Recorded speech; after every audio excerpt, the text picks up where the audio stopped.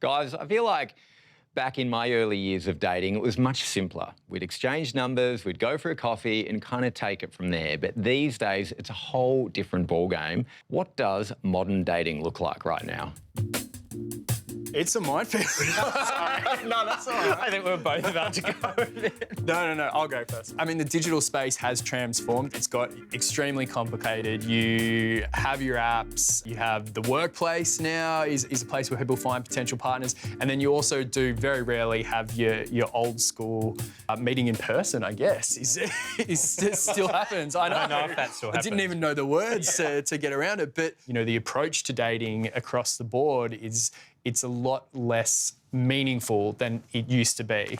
There are plus sides to that. Those that were timid in their approach now are able to hide behind a screen, but it does provide others with a scattergun approach. So, yeah, and I think there's a lot of general kind of push and pressure in society at the moment for sort of things to be perfect, you know, and to kind of nail down that perfect thing and perfect partner in this case. And dating apps have kind of made that a lot easier in terms of swiping on to the next or moving on quite quickly. A lot of guys deep down are kind of wanting and searching for that deeper connection. And so I think it's realizing that sort of what we might be doing in terms of behaviour with dating and how we're treating other people and how communication and connection is maybe happening on more of a surface level, maybe isn't ultimately bringing around what a lot of guys want. And I think that's where it can eventually get to the point where it does backfire, because a lot of guys are sort of feeling quite lonely, feeling like those connections, even in the dating and romantic world, are quite superficial or surface level. So yeah, I think it's getting in touch with what you actually want and lining that up with your behaviour in the dating world where things can change. Why do people ghost then? If it's so important to be open and communicate, ghosting's huge.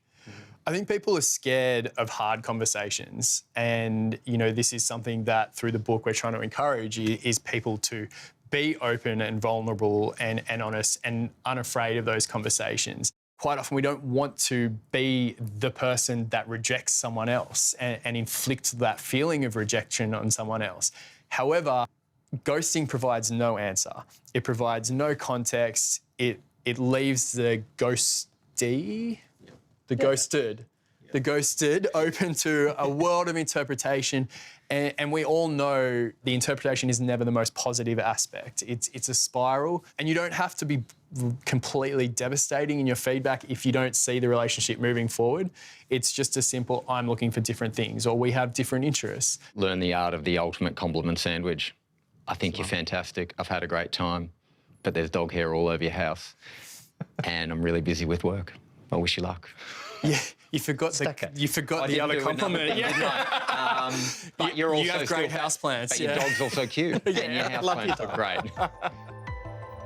No one loves it, but it's inevitable. Heartbreak. You've actually talked about some research where when we have our hearts broken, we can actually feel physical pain. Yeah, the research shows that ending relationships can manifest themselves in the same way that a physical injury can. So, I mean, therefore, you've got to treat yourself with that same care that you would as if you injured yourself at the gym, you know. Take some time, rest, recover, eat well, sleep well, you know, or try and sleep well, but don't fight it off and don't ignore the pain, because our body is responding in the same way. It's repairing. And do you think in 2023 there's room for still going up to someone and giving them your number on a bit of paper? Absolutely. Definitely. Definitely. Yeah, it's like the whole Renaissance vibe. It's, you know, bring those more traditional things back.